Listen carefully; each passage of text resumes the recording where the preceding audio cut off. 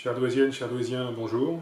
Cette vidéo sera sans doute la première d'une série que nous ferons à un rythme régulier, de façon à vous informer en temps réel autant que possible de la situation du coronavirus et du confinement sur la ville de Douai.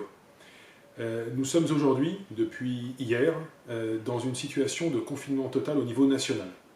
Et au fond, la règle à appliquer, que nous devons tous respecter, est de se dire, est-il plus important que je continue mon activité, que je sorte faire telle ou telle démarche, ou que je reste chez moi pour limiter au maximum mes interactions sociales.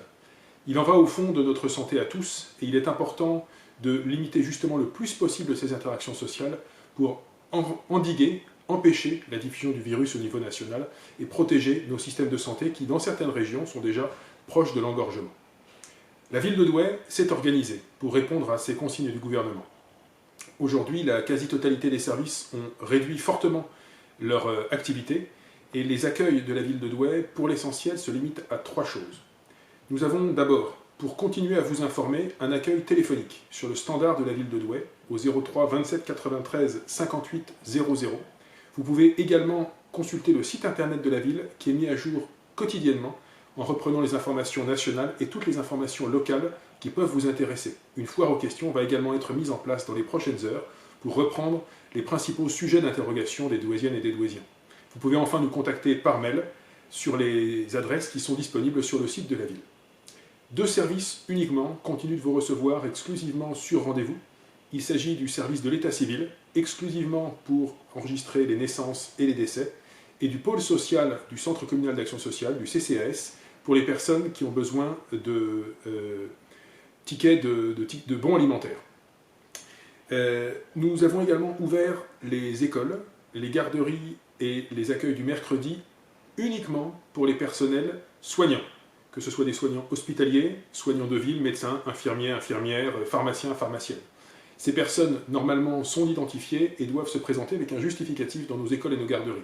Dans les écoles, il ne s'agit que des enfants qui étaient déjà inscrits dans chacune des écoles douaisiennes. Pour les garderies et les accueils du mercredi, nous sommes susceptibles d'accueillir tous les enfants de personnel soignant qui auraient besoin de ce service. Nous maintenons également un certain nombre de services pour les seniors, pour nos aînés. La livraison de repas à domicile est maintenue, les services de soins infirmiers à domicile également continuent de fonctionner.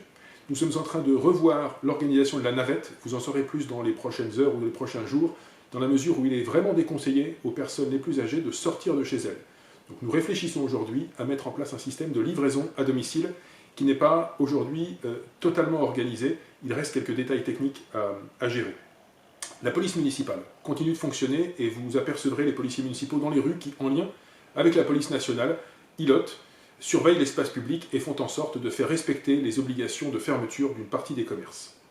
Enfin, les services municipaux continuent de travailler sur un mode réduit, simplement pour l'entretien minimal de nos parcs, la surveillance de nos bâtiments et évidemment toutes les petites interventions urgentes sur la voirie qui pourraient être nécessaires.